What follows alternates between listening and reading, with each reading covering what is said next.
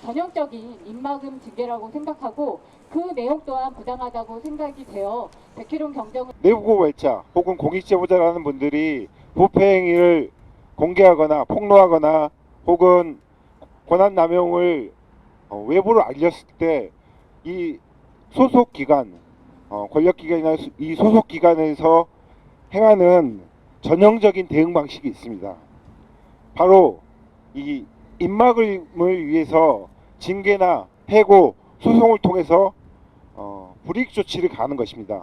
더 이상 제보자에게 폭로를 막기 위해서 불이익 조치를 가하는 건데요. 보통의 경우에는 뭐 비밀 누설이라든가 혹은 공모집행 방해 등등, 뭐 최근에 그 민원 사주권에서는 개인정보 유출이라는 이유로 수사를 하고 있죠. 그런데 이번 사건에서 백혜룡 경쟁에게 주어진 징계 사유는 다 아시겠지만은 공보규칙 위반입니다. 너무나도 사소해서 구차하기까지 합니다. 결국은 이 징계를 내리고 백혜룡 경정을 수사부서에서 배제한 것은 더 이상 폭로를 이어가지 말라는 협박입니다. 참여연대는 백혜룡 경정이 진실을 이야기할 수 있도록 돕기 위해서 민변과 함께 백혜룡 경정을 지원하기로 했습니다. 그리고 이번 사건에서 보다 본질적인 부분이 있습니다. 본질적인 부분은 바로 마약 수사가 어떻게 어떤 이유로 중단되었는지 수사 외압의 진상을 규명한 것입니다. 오늘 참석하지 못한 백혜룡 경정께서도 더 중요한 것은 윤석열 정부가 국가 시책처럼 제시했던 마약 수사가 부당한 압력에 의해 중단되었는지 진상을 규명하고 마약 수사가 철저하게 진행되는 것이라고 말씀하신 바 있습니다. 그래서 참여연대와 민변은 진상규명이 필요한 세 가지 과제를 지금 여기서 조금 정리해서 말씀드리도록 하겠습니다.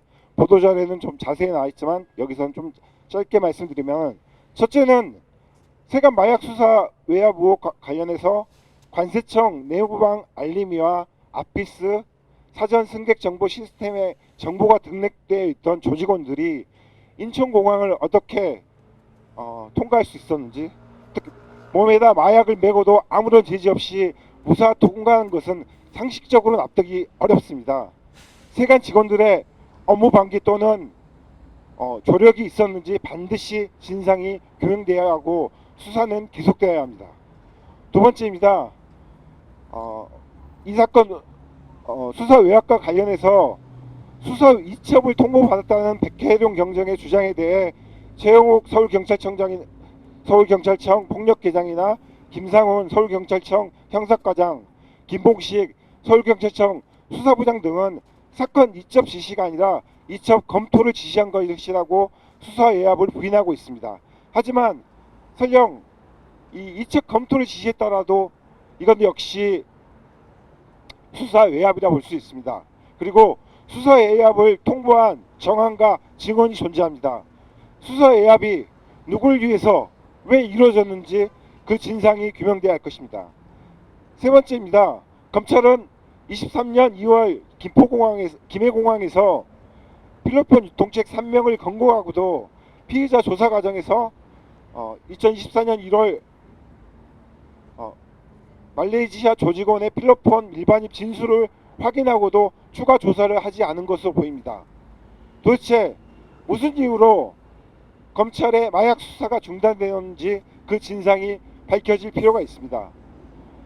백혜룡 경정은 부당한 수사 외압을 폭로하고 사실상 수사 현장에서 배제되었습니다.